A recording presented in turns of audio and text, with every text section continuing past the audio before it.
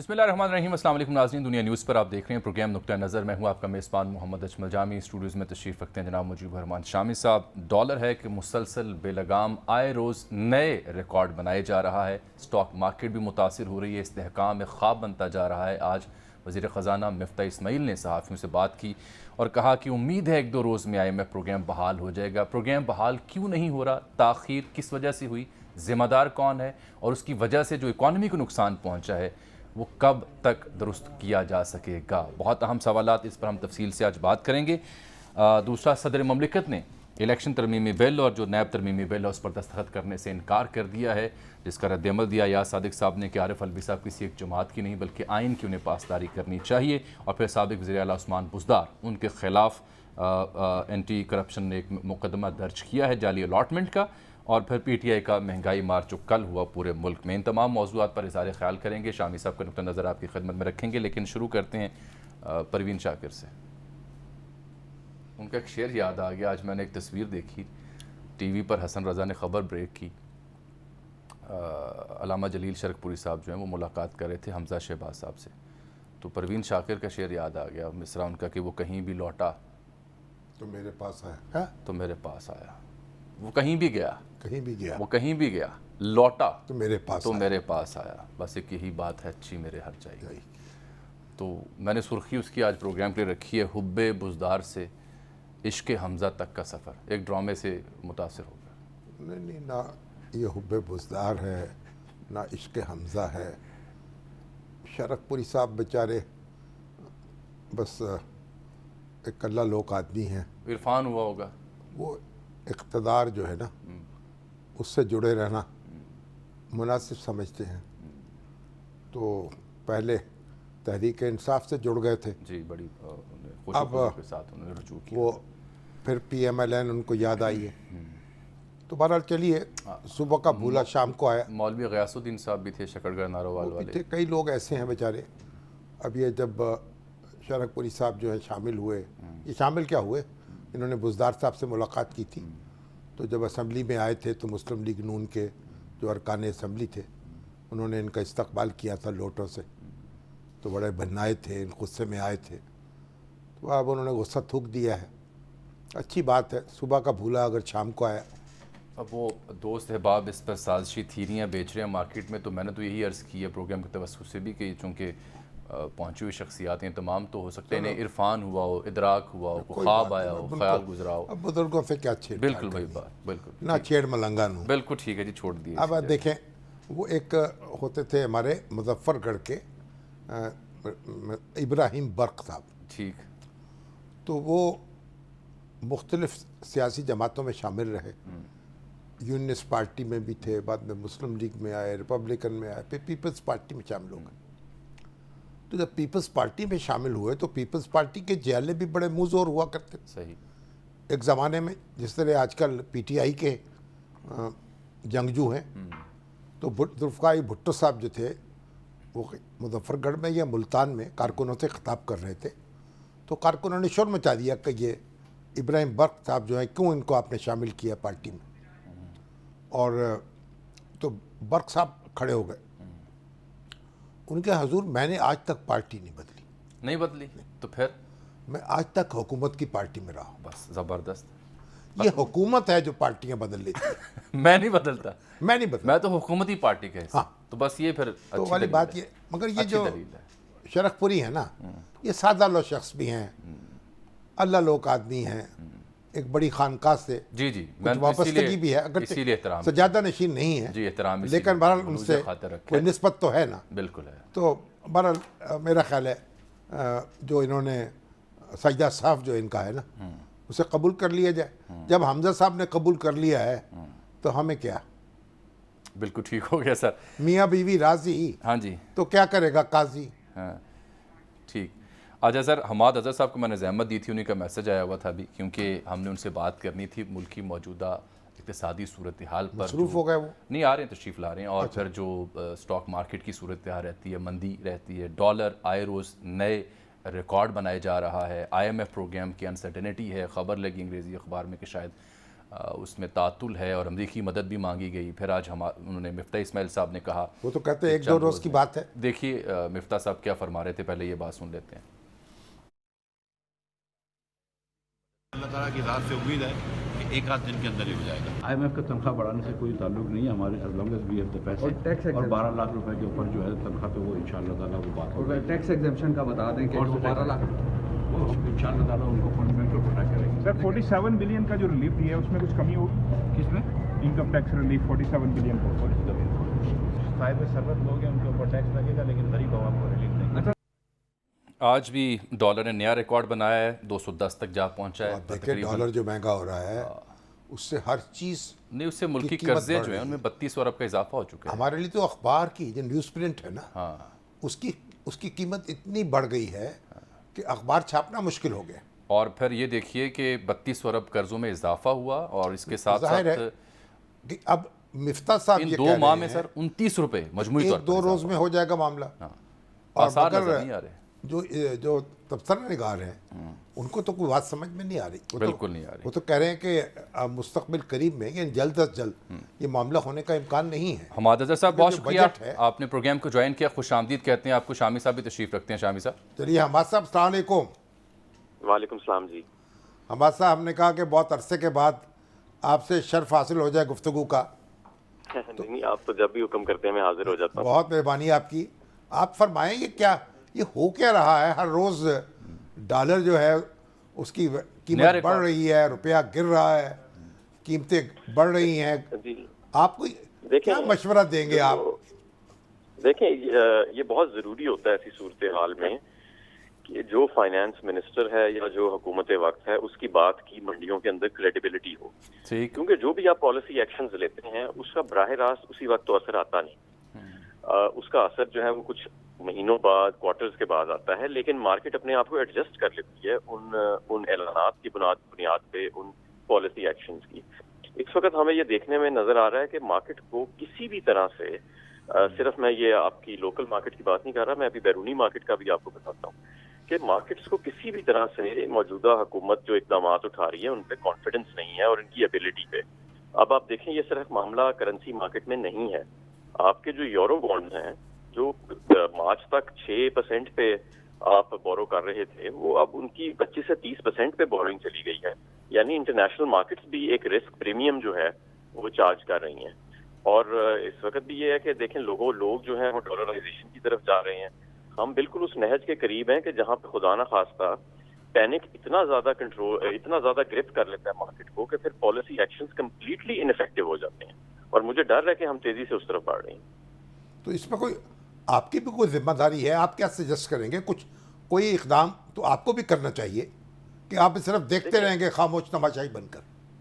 دیکھیں, اب تو میں آپ کو شامی صاحب پورا حلفاً یہ بات بتاتا ہوں کہ ہم ابھی بھی کھل کے جو معیشت کی اس وقت صورتحال ہے, مارکیٹس کس چیز کو رسک ان کر رہی ہیں, کس چیز کا پریمیم دے رہی ہیں, ہم تو اپنی زبان سے وہ بات نہیں نکالتے.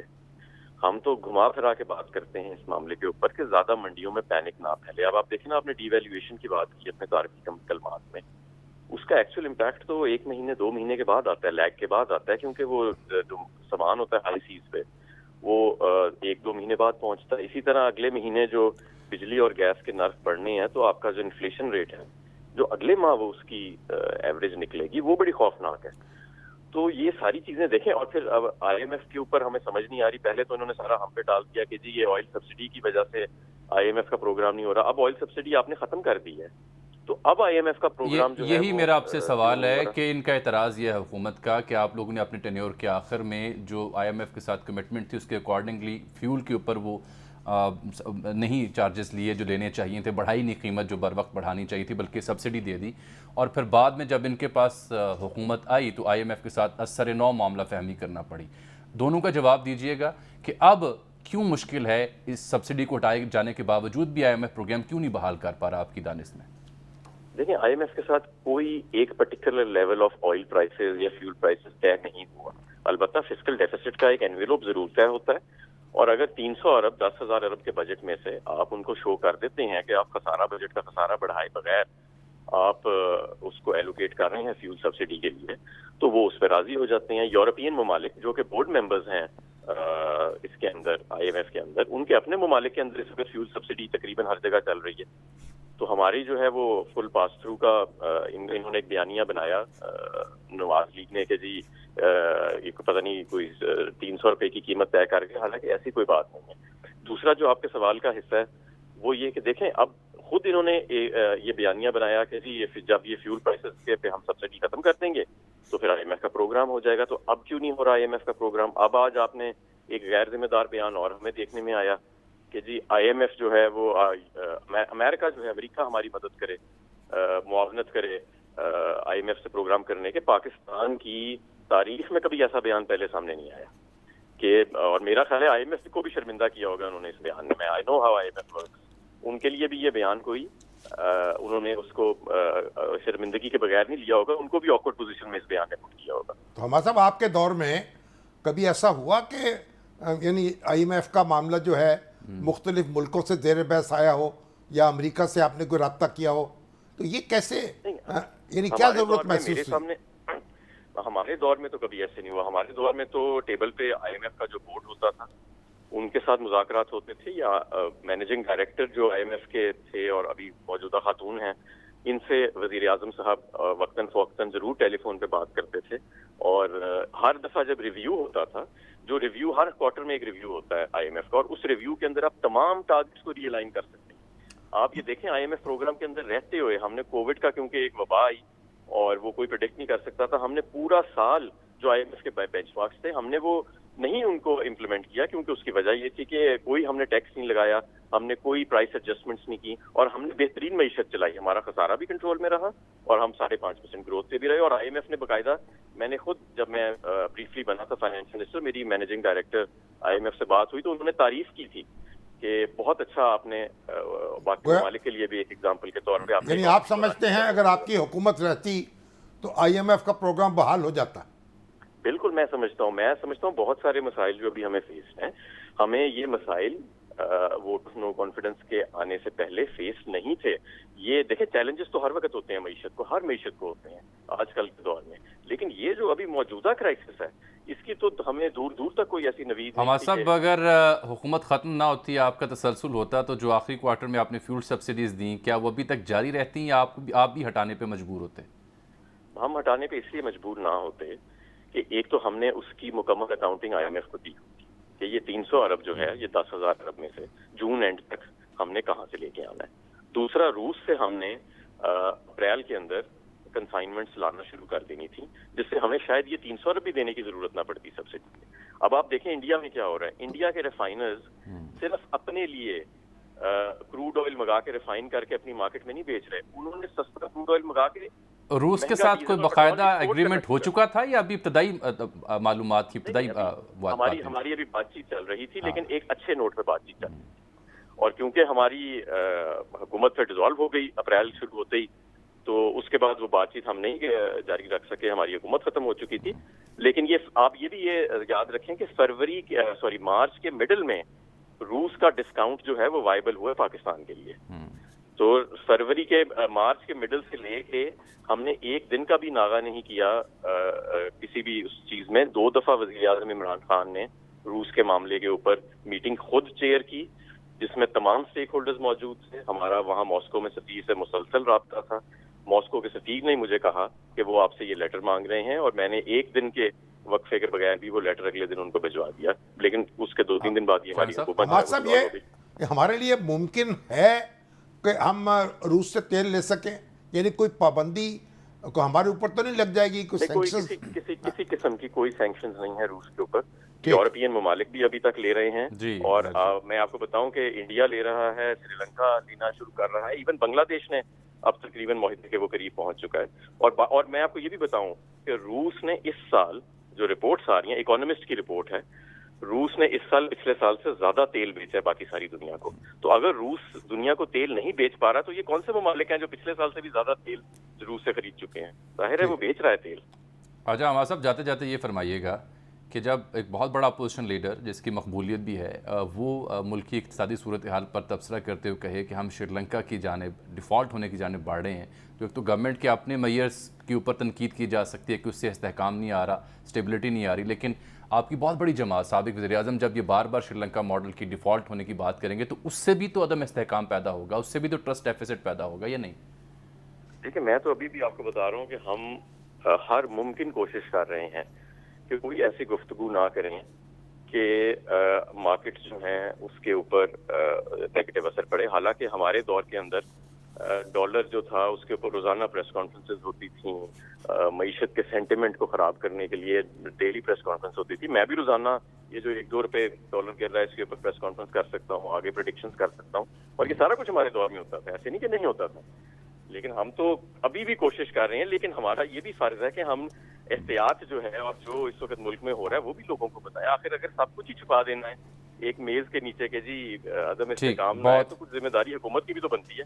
بہت شکریہ جناب حماد اظہر صاحب, اور سینئر تجزیہ کار اقتصادی امور پر گہری نظر رکھتے ہیں جناب خرم حسین صاحب کو بھی زحمت دی تھی. ہم نے کوشش کی کہ حکومت کو بھی زحمت دیں, یعنی چاہے عائشہ غوث صاحبہ ہو جائیں یا مفتاح اسماعیل صاحب ہو جائیں, لیکن آج پرائم منسٹر کے ساتھ کوئی ملاقات ہے, کل امکان ہے کہ وہ دستیاب ہوں گے. خرم حسین صاحب نے بتایا انسرٹینٹی جو ہے نا, ہاں کوئی بات سمجھ نہیں آ رہی کہ یہ معاملہ ہوگا کب, آئی ایم ایف سے بات چیت کب ہوگی, کس نتیجے پہ پہنچے گی, اور طرح طرح کی کیا سرائیاں ہیں. اور وہ کیا کہا ہے شاعر نے, کیا کہ ہائے کوئی دوا کرو, ہائے کوئی دوا کرو, ہائے کوئی دعا کرو, ایسی صورتحال ہے. ہائے جگر میں درد ہے, ہائے جگر کو کیا کروں. جگر کو پیٹنا ہی پڑے گا. خرم صاحب بہت شکریہ, آپ نے شاید حماد اظہر صاحب کی گفتگو بھی سنی ہوگی, آپ نے مضمون بھی کر لکھا تھا. یہ انسرٹینٹی کی بیسک ریزن کیا ہے, IMF سے ہم پروگرام کیوں نہیں بحال کروا پا رہے ڈسپائٹ دا فیکٹ کہ سبسڈیز ختم کر دی ہیں, اور کیا آپ حماد صاحب کی جو گفتگو تھی اس سے ایگری کرتے ہیں جو ریزننگ وہ دے رہے ہیں اکانومی کی ڈیٹیریٹ ہونے کی؟ نہیں, اب آئی تھنک ریزن سے تو میں نہیں اگری کرتا میں آپ کو, لیکن فی الحال جو ہماری معلومات کے مطابق جو سٹکنگ پوائنٹس ہیں آئی ایم ایف کے ساتھ, جو سب سے بڑا تھا سبسڈیز کے حوالے سے, وہ تو اب سارٹ آؤٹ ہو چکا ہے. لیکن کچھ اور ابھی تک گورنمنٹ کا جو بجٹ میں ریونیو پلان ہے اس میں تھوڑے بہت اور جو گیپس رہ گئے تھے ان کو کلوز کرنے پہ کام ہو رہا ہے. تو مثال کے طور آئی ایم ایف نے کچھ کنسرنز ریز کیے تھے پرسنل انکم ٹیکس کے ساتھ, جس طریقے سے سلیبز چینج کیے گئے ہیں. کچھ ان کے کنسرنز تھے کہ آپ کی جو پیٹرولیم ڈیولپمنٹ لیوی کی ریکوری ٹارگٹ ہے 700 ارب روپے, 750 ارب روپے کا, کیا وہ آپ میٹ کر سکیں گے یا نہیں. پھر آئی ایم ایف نے اور بھی پروونشل سرپلسز کے اوپر جو اسمپشن ہے گورنمنٹ کی, اس کے اوپر بھی کچھ سوال اٹھائے تھے, خاص طور پہ یہ پروونشل بجٹس اناؤنس ہونے کے بعد. تو اس قسم کی چیزیں بھی رہ گئی ہیں جن کے اوپر مزید ابھی چل رہی ہے گفتگو. آج مفتاح اسماعیل صاحب نے بتایا ہے کہ کافی حد تک پرسنل انکم ٹیکس اور پی ڈی ایل کے جو ہے اختلافات وہ تو سارٹ آؤٹ ہو چکے ہیں, کچھ اور باقی رہ گئے ہیں. تو دیکھتے ہیں ایک دو روز میں معاملہ طے پا جائے گا. آپ بھی سمجھتے ہیں کہ 1-2 روز میں ہو جائے گا؟ دیکھیں, ہمیں کافی دنوں سے 1-2 روز بتایا جا رہا ہے, تو میں تو نہیں کہہ سکتا کہ 1-2 روز کے بعد کیا ہوگا. البتہ میں اتنا کہہ سکتا ہوں کہ بات اب جتنی ہمارے انٹر بینک مارکیٹ میں جہاں تک پہنچ گئی ہے, اب 1-2 روز سے زیادہ کی گنجائش نہیں رہ گئی. بینکس میں بھی ڈالرز ختم ہو رہے ہیں, ڈالر لیکوڈیٹی کی شارٹیجز جو ہیں وہ اب بائٹ کرنی, کافی حد تک بائٹ کرنی شروع ہو گئی ہیں ایز آف لاسٹ ویک. تو آئی تھنک ابھی جتنی مہلت ہے پاکستان کے پاس, کوئی مشکل سے آئی تھنک اگر جون کا مہینہ ہم لوگ اس طرح سے بات گھسیٹ کے گزار لیں تو بڑی بات ہوگی. لیکن اب سچویشن, ایمرجنسی سچویشن جو ہے وہ کافی نزدیک آتی چلی جا رہی ہے. We are now days away. تو days away from what sir? Days away from being unable to pay for vital imports such as energy. خرم صاحب, اس کا مطلب یہ کہ ڈالر کو لگام لگتی آپ کو دکھائی نہیں دے رہی, چاہے اگر فوری طور پر IMF پروگرام بحال بھی کر دیتا ہے تو یہ فوری طور پر نہیں رکے گا یا پیچھے نہیں آئے گا. ابھی فوری طور پہ جس چیز کی پاکستان کی اکانومی کو ضرورت ہے وہ جو ابھی ڈالر انفلوز رکے ہوئے ہیں, ایک تو آئی ایم ایف کے, اور I M F programme sign ہونے کے فوراً بعد باقی جو ڈالر انفلوز ایکٹیویٹ ہوئیں گے اس سگنیچر کے بعد, world bank, Asian development bank से, और फिर पाकिस्तान के दोस्त ममालिकान में जैसे चाइना और सऊदी अरब और यूएई और कतर, जिन सब ने किसी न किसी किस्म की सपोर्ट के वादे किए हैं, लेकिन अपनी सपोर्ट को कंडीशनल कर दिया कि आप पहले IMF प्रोग्राम पे चढ़ें। जब ये वाले इनफ्लोज एक्टिवेट होंगे और ये पहुंचने शुरू होंगे तो एकदम से ये जो सेंस ऑफ क्राइसिस अभी पैदा हो रही है हमारे मुल्क में, ये पीछे हटनी शुरू हो जाएगी और बहुत जल्दी होएगा वो काम। लेकिन ये तभी होगा जब IMF की तरफ से अनाउंसमेंट आ जाएगी कि प्रोग्राम की बहाली हो गई है, एग्रीमेंट हो चुका है। जी, हुकूमत तो यानी वो जो हंगामी सूरत हाल है वो हुकूमत के इक़दामात से नज़र नहीं आ रही। तो ज़माना अमन में जैसे गुफ्तगू होती है वो हो रही है, और फिर ये ख़बरें भी आ रही हैं कि अमेरिका से रब्ता हो रहा है और अमेरिका से कहा जा रहा है कि वो अपना इन्फ्लुएंस इस्तेमाल करें। ये भी कोई अच्छी खबरें हैं? नहीं, ये थोड़ी सी फिक्रमंद खबरें तो हैं। अगर आप अमेरिका को इन्वॉल्व कर रहे हैं, इसका मतलब है कि कहीं ना कहीं टॉक्स में कोई स्टिकिंग पॉइंट आया हुआ है। तो आप जैसे हमारे ब्यूरोक्रेसी में कहते हैं ना, ऊपर से आ रहे हैं, आप कोशिश कर रहे हैं ऊपर से आने की, कोई उस किस्म की अगर वाकई में कोशिश हो रही है तो देन इट मीन्स के कोई ना कोई तो स्टिकिंग पॉइंट आ रहा है और टॉक्स जो है वो ड्रैग आउट कर रही हैं। तो क्या कभी माजी में भी ऐसा हुआ? यानी हम बराह रास्त तो जो IMF से गुफ्तगू करते हैं, यानी इस तरह से कोई आउटसाइड इन्फ्लुएंस इस्तेमाल करते हैं या कोशिश होती है उसकी? बहुत, ये तो हमारा नॉर्मल रहा है सर। परवेज मुशर्रफ के दौर में तो बड़ी नॉर्मल चीज थी। इनफैक्ट इतना नॉर्मल हो गया था कि IMF ने खुद अपना जो रवैया था पाकिस्तान की तरफ वो इसी तरह रख लिया था कि यार इनसे ज्यादा इख्तलाफ करो। उस वक्त तो कहने की जरूरत नहीं होती थी शायद। हाँ, तब तो कहने की भी जरूरत नहीं होती थी, लेकिन कोई 2009, 10, 11 तक भी मामला सही चल रहा था। उसके बाद से जैसे ही पाकिस्तान की आइसोलेशन हुई है, पाकिस्तान के अमेरिका के साथ राब्ते खराब हुए हैं, तो फिर पाकिस्तान और IMF के साथ भी राब्ते जो हैं वो खराब हुए हैं। और ये हमारे ये बताइएगा कि गवर्नमेंट ने जो डिले किया IMF के पास जाने में महीने डेढ़ का, वो कितना लिथल साबित हुआ है इस सारी सूरत हाल के लिए? क्या उसका भी कोई कसूर है? काफी नुकसानदेह साबित हुआ है, लेकिन मैं आपको बता दूं ये चंद हफ्तों का जो डिले था इस गवर्नमेंट के अंडर, ये प्रोग्राम 1 साल से डिले हो रहा है। यही प्रोग्राम हफीज शेख साहब मार्च या अप्रैल 2021 में नेगोशिएट करके आए थे। इम्प्लीमेंटेशन इसकी तब शुरू होनी थी, और आपको याद होगा हफीज शेख साहब को निकाल दिया गया था नौकरी से और शौकत तरीन साहब को लेके आए थे, और प्रोग्राम की जितनी कमिटमेंट्स थी सब तोड़ दी गई थी तब। और उसके बाद से लेके जनवरी तक गवर्नमेंट ने जितनी कोशिशें की सब नाकाम रही, और एंड पे जाके IMF की बात माननी ही पड़ी फरवरी 2022 में, और मानने के चंद रोज बाद दोबारा से वो कमिटमेंट्स तोड़ दी, एमनेस्टी स्कीम अनाउंस करके और फ्यूल प्राइस के ऊपर कैप्स लगा। इसका मतलब ये है कि ये हमाद साहब का ये तबसरा कि अगर उनकी हुकूमत जारी रहती तो वो सब्सिडीज जो उन्होंने दी थी वो ना सिर्फ इंटैक्ट रहती बल्कि इकॉनमी यहाँ तक ना पहुँचती, ये आपकी नज़र में दुरुस्त नहीं है? ये प्योरली पॉलिटिकल स्टेटमेंट है, प्योरली पॉलिटिकल स्टेटमेंट है। ये कहाँ से लाते हैं? अभी 244 बिलियन रुपीस खर्च हो गए हैं इन सब्सिडीज में अभी तक ही। इनके पास कहाँ थे ये वाले पैसे? आई मीन ये तो पॉलिटिकल स्टेटमेंट्स हैं, और ये आई थिंक जो भी ऑपोजिशन में होता है वो तो यही कहता है कि हम होते तो हम जादू कर लेते और कहीं ना कहीं और से ये कर लेते वो कर लेते। हकीकत कुछ और चीज होती है। पाकिस्तान डिफॉल्ट की तरफ जाना शुरू हो गया था as of March of this month, जब स्ट्रॉन्ग डॉलर आउटफ्लोज आए हैं पाकिस्तान की डेट सर्विसिंग बिल में, और at the same time Pakistan के IMF के साथ प्रोग्राम जो था वो एकदम से ऑन होल्ड पे चला गया, या उसका जो 7th रिव्यू था वो इनकम्प्लीट रहा। ये गवर्नमेंट कंप्लीट नहीं, हमाद अजहर साहब की गवर्नमेंट अपना 7th रिव्यू IMF के साथ नहीं कंप्लीट कर सकी थी, और IMF ने अपनी स्टेटमेंट में खास कह दिया था कि फ्यूल प्राइस कैप्स जब तक आप हटाएंगे नहीं तब तक हम लोग किसी और चीज की बात नहीं कर सकते। तो अब वो कैसे कह रहे हैं कि अगर उनकी गवर्नमेंट होती तो प्रोग्राम भी अपनी जगह होता, प्राइस कैप्स भी अपनी जगह होती, पता नहीं क्या क्या और जादू कर जाते ये लोग। लेकिन रियलिटी जो है ये आज जो हम लोग फेस कर रहे हैं ये more than 1 year in the making है। ये सूरत हाल चंद दिनों में या चंद हफ्तों में नहीं पैदा हुई। बहुत ये जब से मिलते हैं आपसे।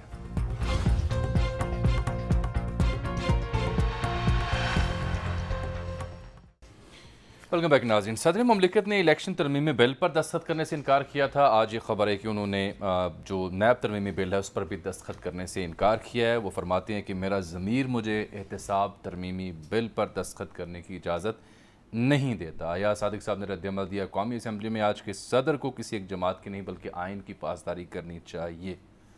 ये अजब सूरत हाल सर हो गई है। देखें, आइनी कानून तो वो बन ही ये है जाएगा ना कि सदर साहब ने जब दस्तखत नहीं किए तो उससे कोई फ़र्क नहीं पड़ा, यानी वो दस्तखत करें या ना करें, सही, क्योंकि ये दोनों बिल पार्लियामेंट पास कर चुकी है, यानी दोनों हाउसेस के मुश्तरका इजलास में ये पास हो चुके हैं। इसलिए सदर के दस्तखत के बगैर भी वो कानून बन जाएंगे। तो सदर साहब ने एक दिल की भड़ास निकाली है, लेकिन इससे फ़र्क नहीं पड़ा, वो कानून बन जाएंगे। लेकिन बुनियादी बात यह है कि सदर साहब को वज़ीर आज़म की एडवाइस पे अमल करना होता है, उसूली तौर पर या आइनी तौर पर, या आइन के मुताबिक जो है लेजिस्लेशन को इम्प्रूव करना होता है। अब अगर वो अपने ज़ाती ख़यालात जो हैं उनको हर वक्त ज़ेर बहस लाएंगे तो सदर के मनसब के लिए मुश्किलात पैदा हो जाएंगी। पाबंद हैं क्या सदर मुमलिकत एडवाइस पर अमल करने के? सदर मुमलिकत पाबंद हैं वज़ीर आज़म की एडवाइस पे अमल करने के, और गवर्नर की तकर्री के मामले में उन्होंने उसे वायलेट किया जी 2 बार। एक दूसरी इंटरप्रिटेशन की कोशिश की, लेकिन वो कामयाब नहीं हो सकी। और अब वो पहले ये बिल वापस भिजवा चुके थे, और इस पर पार्लियामेंट का जो इजलास है, यानी दोनों हाउसेस का मुश्तरका इजलास, इनको दोबारा मंजूर कर चुका था। तो अब उन्होंने बस एक रस्मी कार्रवाई की है, एक बयान जारी किया है। मुनासिब होता वो दस्तखत कर देते, ऐसा हुआ नहीं, और दस्तखत करते हुए अब अपने दिल की भड़ास निकाल लेते। बुनियादी बात यह है कि जो ओवरसीज़ पाकिस्तानीज़ के वोट का हक है उसका कोई इनकार नहीं कर रहा। मसला ये है तरीक़ाकार का कि वो ई वोटिंग जो है कैसे मुमकिन होगी, उसमें राजदारी कैसे होगी, और पाकिस्तान के सिर्फ पाकिस्तान के शहरी जो हैं वो बैरून मुल्क नहीं रहते, इंडिया के भी हैं, बांग्लादेश के भी हैं, सही है, उस तरह से इंतखाबात में हिस्सा ले नहीं सकते। तो ये एक मसला है जिस पे हमें गौर करना है, इसका हल तलाश करना है। और दूसरी बात यह है कि जो EVM है, मशीनों के ज़रिए पोलिंग, वो भी इस इलेक्शन में तो कम अज़ कम मुमकिन नहीं है। और फिर जहाँ तक नैब का ताल्लुक़ है, जो नैब का कानून जिस बुरे तरीक़े से इस्तेमाल हुआ है और जिस तरीक़े से लोगों के शहरी हुकूक सल्ब हुए हैं। तारड़ साहब ये फरमा रहे थे on the floor of the house कि 85% जो तरामीम हमने की हैं इस अमेंडमेंट वाले बिल पे, वो तो PTI की तैयार करदा तरामीम है, और इन तरामीम से NRO PTI को मिल रहा है क्योंकि केसेस PTI के मर्ज हो रहे हैं। अपेरेंटली एक पॉलिटिकल काफ़ी बुनियादी बात ये थी, उठाया, मुनासिब यह होता कि तमाम सियासी जमातें मिलकर ये इत्तफाक राय से तरामीम करती। ऐसा मुमकिन नहीं हुआ, और नैब का कानून जो यानी इस तरामीम से पहले जो था वो तो कतन नाकाबिल कबूल है। उसमें ये बात है कि जो बारे सबूत जो है वो मुल्ज़िम में डाला गया था उसमें, यहाँ उसको मेरा ख्याल है कि उसको यकसर ख़त्म कर दिया गया है। तो वो एक काबिल एतराज़ बात है। अगर मेरे पास कोई जायदाद ऐसी है जिसकी मैं वजाहत पेश नहीं कर सकता, तो फिर मुझे तो उसकी जिम्मेदारी उठानी होगी ना। बिल्कुल ठीक, ये बात तो मैं इससे मुत्तफ़िक हूँ।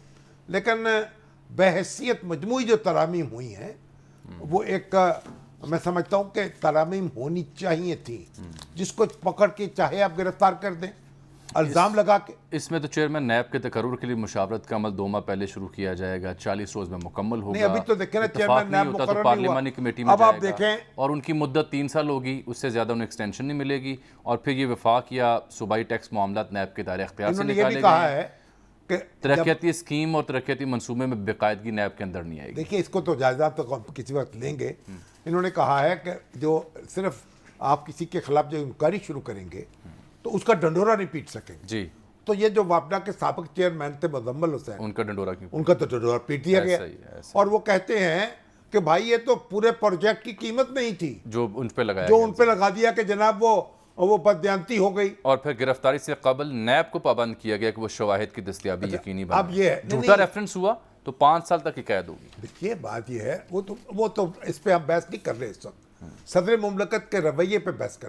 اب مزمل حسین جو ہیں وہ اب ہمارے جنرل ریٹائرڈ انصار عباسی صاحب، انہوں نے کہا جناب وہ تو کیونکہ جو وہ تربیلا 4 تھا وہ اس کو کمپلیٹ نہیں ہوا تھا تو شاہد خاقان عباسی صاحب کو خوش کرنے کے لیے چلا دیا گیا، اس سے نقصان ہو گیا. وہ بھی کرپشن تو نہیں ہوئی نا اس سے، اور شاہد خاقان عباسی صاحب اس کا جواب بھی دے دیں گے. یہ کیسے ممکن ہو سکتا ہے کہ آپ، لیکن سوال یہ ہے کہ ان کا ڈنڈورا کس لیے پیٹ دیا آپ نے؟ اور ابھی ڈنڈورا آپ نے پیٹ دیا پھر ہمارے عثمان بزدار کا، وہ بھی میں آ رہا ہوں، وہ اینٹی کرپشن والے جو ہیں وہ ان کے پیچھے پڑ گئے. انہوں نے سب یہ کیا ہے، عثمان بزدار صاحب ان کے بھائیوں کے خلاف مقدمہ درج کیا کہ 900 کنال سرکاری اراضی ہے جس کی الاٹمنٹ کے لیے جعلی لیٹر تیار کرانے کا یہ الزام ہے ان پر کہ زمین کے لیے بزدار صاحب نے 1986 کے جعلی جو انتقال تھا وہ درج کرایا ہے. اب یہ کہتے ہیں یہ نیب کا قانون ہے نا، وہ تو کہتا ہے کہ آپ پیچھے جا بھی نہیں سکتے، اس کے لیے تو ٹائم مقرر کر دیا گیا. یہ تو مگر اینٹی کرپشن والے کر رہے ہیں. بھائی بات یہ ہے، آپ تو مسلم لیگ نون کہتی تھی گرفتاری تو ہونی نہیں چاہیے. آپ کسی کے اوپر الزام ہے اس کی تحقیقات کریں، پھر مقدمہ دائر کر دیں. اگر تو غلط الاٹمنٹ ہے تو وہ منسوخ کر دے گورنمنٹ، وہ بھی نہیں کر رہے. اور پھر دوسری بات یہ ہے کہ اینٹی کرپشن کا ایکس آفیشو وہاں کا ڈپٹی کمشنر ہوتا ہے ڈی جی خان کا. تو ایک سوال چھوڑے جاتے ہیں، اگر کوئی جواب دینا چاہے، کیا جو ڈپٹی کمشنر ہیں ڈی جی خان کے وہ کچھ ثبوت یا کمپلین یا شکایت کے ساتھ حاضر ہوئے تھے؟ ان کی ملاقات ہوئی تھی اینٹی کرپشن کے ساتھ جس کے بعد یہ کیس فائل کیا گیا، یا کوئی صورتحال اور؟ عثمان بزدار نے تو اپنی حفاظتی بیل کروا لی بہاولپور سے. البتہ پریشان ہیں. اب بزدار صاحب کی سن لیں، پریشان بھی ہیں. کچھ متعلقہ لوگوں کو انہوں نے فون کرنے کی کوشش بھی کی، لیکن دیکھیں نا کیسی وقت کیسے بدلتا ہے کہ بنیادی بات یہ ہے کہ آپ تو کہہ رہے تھے گرفتاریاں ہونی نہیں چاہیے سیاستدانوں کی. اگر انکوائری کریں، مقدمہ دائر کریں، عدالت میں اگر جرم کسی نے کیا ثابت کریں، پھر گرفتاریاں کیوں ہو رہی ہیں؟ پھر رویہ بدلیں. بھئی آخر ایک صوبے کا پی ٹی آئی کی حکومت نے بھی یہ کیا نا، شہباز شریف کو گرفتار کیا، حمزہ کو گرفتار کیا، چودھری پرویز الہی کے بھی زمانے میں درپے ہو گئے، ایک زمانے میں بڑی مشکل سے ان کی جان بچی. اب آپ دیکھیں جو لوگ سابق وزراء اعلیٰ ہیں، اب یہ وزیر اعلیٰ سابق 1986 کا ایک معاملہ نکال لیا گیا. وہ بھائی لوگوں کو مطمئن کریں کہ قانون کے مطابق کارروائی ہو رہی ہے، گرفتاریوں سے گریز کریں، مقدموں پر زور دیں. چلیں، یہ ایک بڑا اہم موضوع آج رہ گیا، وقت کی کمی تھی. وہ جو کل مہنگائی مارچ تھا پی ٹی آئی کا، خان صاحب نے خطاب بھی کیا، اور پھر جو خرم دستگیر صاحب کی گفتگو منظر ہے، وہ بھی سنیں گے. بہت زیادہ رد عمل ہے کہ حکومت کی تبدیلی کی وجہ کیا. آپ کچھ فرمانے آخری منٹ ہے میرے. بھئی ہمارے ذوالفقار راحت ہمارے بڑے سینئر اینکر پرسن ہیں، صحافی ہیں اور صحافی ہیں، ان کی اہلیہ فوت ہو گئی اچانک کینسر کے مرض سے. اللہ تعالیٰ ان کی مغفرت فرمائے، اور ذوالفقار راحت صاحب جو ہے ان کو صبر دے، کہ بچوں کو بھی بڑی ایک دکھ ہوا. بالکل ٹھیک ہے سر، اللہ تعالیٰ ان کو صبر بھی دے. یہ جو خرم دستگیر صاحب سے منسوب بیان ہے اور جو مہنگائی مارچ ہوا پی ٹی آئی کا، اس پر بات کریں گے کل تک، کیونکہ کافی دلچسپ یہ معاملہ ہے کہ خرم دستگیر صاحب کیا کوئی اعتراف کر رہے ہیں یا کوئی سمت متعین. وہ اس پہ تو بحث ہوتی رہے گی. بنیادی بات یہ، وہ کہتے ہیں جی ہمیں گرفتار کر لیتے، ہمارے اوپر مقدمے بن جاتے. او بھائی آپ تو نہ کریں نا یہ کام. آپ تو نہ کریں. ایک بریک ناظرین یہاں پر.